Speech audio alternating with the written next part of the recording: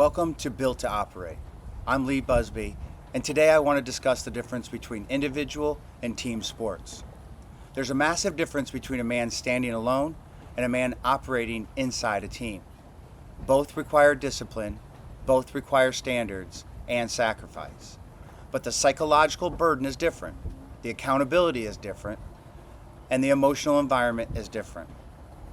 And if you don't understand the difference, you'll fail trying to coach one like the other. Take wrestling, a single man sport. Wrestling is pure accountability. No hiding, no rotations, no excuses. You step on that mat alone. Your conditioning and your preparation gets exposed alone. Your weaknesses get exposed alone. Nobody executes the takedown for you or runs the half Nelson for you. Nobody saves you. When the whistle blows, every mistake belongs to you. That creates a certain type of athlete. An individual sport develops internal ownership because there's nowhere else for responsibility to go. When wrestling, weight cuts are individual.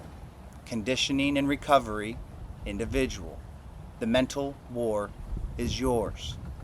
The athlete learns quickly that motivation is irrelevant. Discipline is survival. That's why single-man sports produce mentally hard people.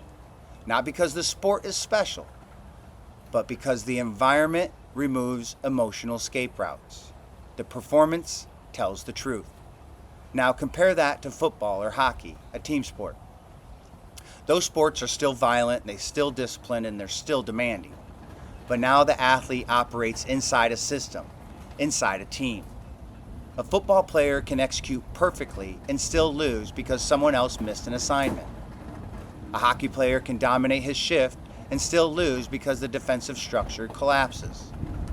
The emotional pressure changes because responsibility becomes interconnected. That's where team dynamics enter. In individual sports, trust matters less than preparation. In team sports, trust becomes operationally critical. A receiver has to trust the quarterback will throw on time. The running back has to trust the guard understands the protection call. A hockey defenseman has to trust his center rotates correctly in transition. One man breaks discipline affects everybody. That's the major difference. Individual sports expose personal weakness. Team sports expose relational weaknesses. And most teams fail because they never establish standards strong enough to manage the relationships. Everybody talks about culture. Almost nobody defines acceptable behavior. That's why talented teams collapse, because talent does not eliminate friction. Standards eliminate friction. An individual sport doesn't need group chemistry to perform. It requires self-control. A football team absolutely requires chemistry because execution depends on coordination under stress. That means the discipline structure has to devolve.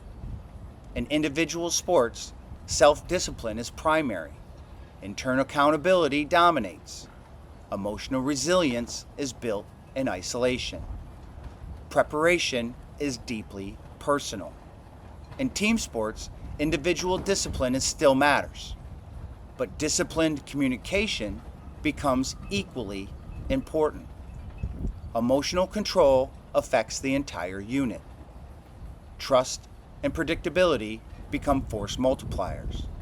That's why great team athletes aren't just physically skilled, they're behaviorally reliable. The best teammate isn't always the most talented man on the team. It's the man who behaves the same and stable under pressure. The man who does his assignment repeatedly, who controls emotions during adversity.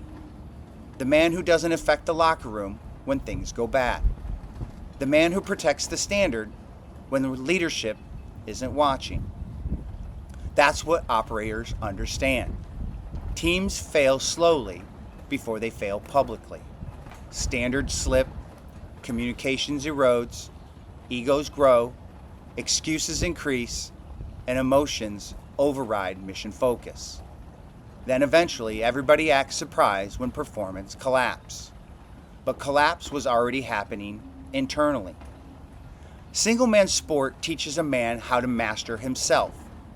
Team sports teach a man how to master himself while functioning inside organized chaos.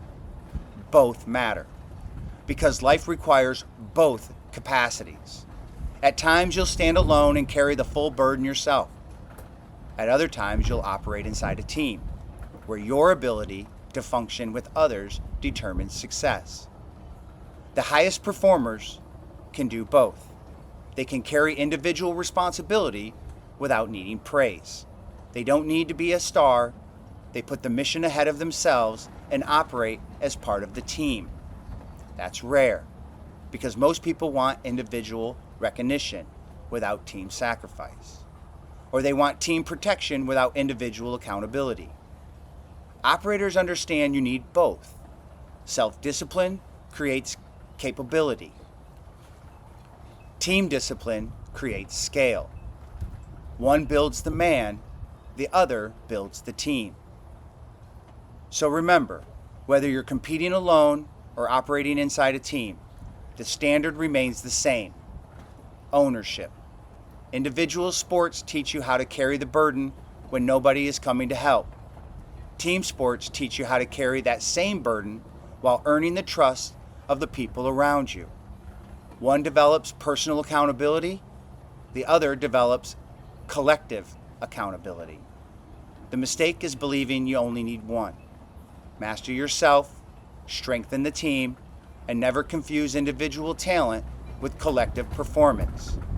So please subscribe and leave comments below. If there is a specific topic you're interested in, please share it. Until next time, operate with intention.